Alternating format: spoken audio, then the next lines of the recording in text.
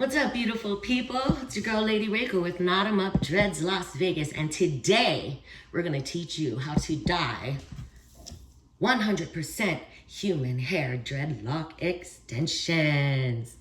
Check it out. Okay, so there are a few things that you're going to need to make sure that you have before you even start this project. Otherwise, it's totally not going to work, okay? So, what you need, of course, number one, are 100% human hair dreadlock extensions.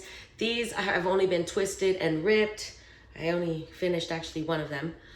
You can either dye them before, like when they're regular hair, like this on the weft, or you can wait until after you lock them up and then just dye them this way. I prefer to completely tighten them and lock them up first. That way, when I'm working with the hair during install, my fingers don't get stained and yucky. You're also gonna need a pair of nitrile or latex gloves to protect your hands. Otherwise, they're gonna get stained and they're gonna be like crazy. You don't wanna look like you've been doing weird things to unicorns and stuff. Like, yeah, no. I forgot to note that your dreadlocks should be blonde or lighter in color. You don't wanna get some extensions that are the color of my hair.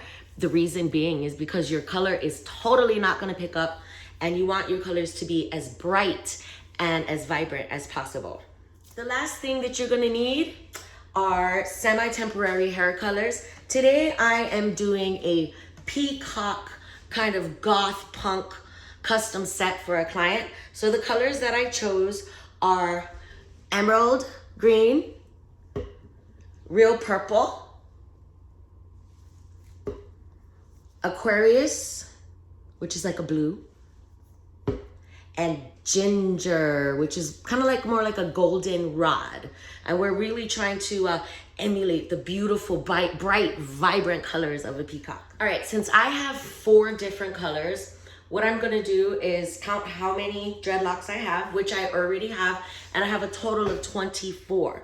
So I'm gonna make 6 of each particular color. So 1, 2, 3, 4, 5, 6. I just snip them right here in the middle.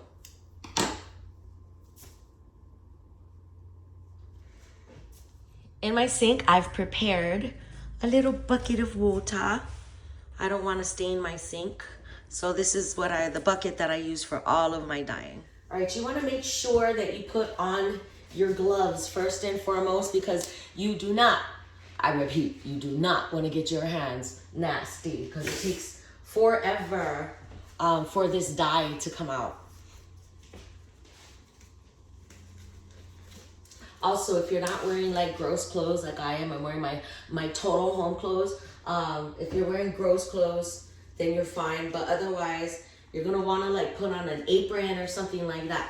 All right, so I'm going with my Aquarius blue, and I'm gonna go ahead and squeeze a bunch of it in there. Oh man, did I get something to mix it with? I need something to mix it with. All right, so I found something to mix it with, and now that I poured the color in there, I am going to start mixing it all around until it's nice and all diluted in there. And you don't need too much water, because the more water you put, the more diluted your dye is gonna be. Okay, so that looks about ready. You can see by the end of my little chopstick here that it's kind of blue. It's kind of blue, so let's see what we got. We're gonna take the first set of 6, and I'm gonna go ahead and I'm going to submerge it into the water. So here we go. We're gonna put it all in there. Oh, this is gonna be insane.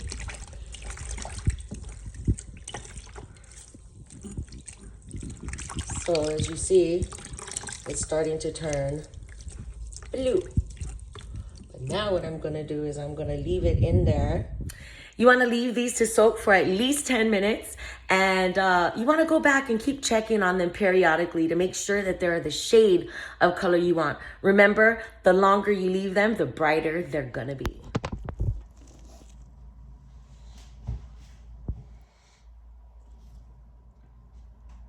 All right, it's time to wash out the green that has been soaking here for I don't know how long. All right, so I'm rinsing it all out. You gotta get all that extra color out, because like I said earlier, you do not want green fingers, blue fingers, purple fingers, none of that. So I let the warm water rush in there and I manipulate it like as if I'm washing rice. Then I rinse it, and I make sure that I do this a couple times. The water is still pretty colorful, so we want to do it until the water runs clear. I put a lot of color up in there, and I'm praying that this green is the green that I was going for.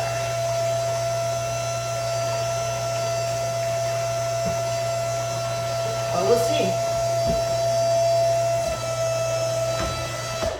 Don't mind my pump, y'all. It's kind of loud. I know it sounds like an airplane, but it works. This is my portable sink that I built with my own 2 hands because I don't have plumbing.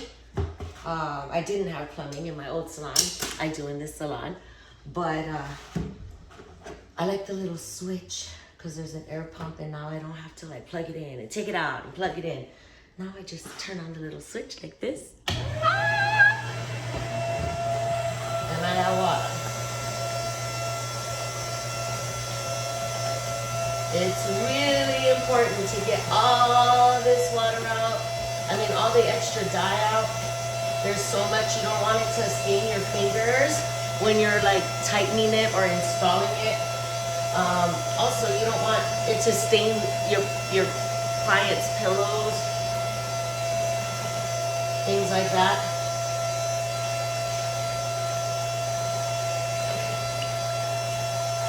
Ooh, I'm liking this green, y'all. This green is giving me life. All right, we got clear water. We got clear water. Let's see how this came out.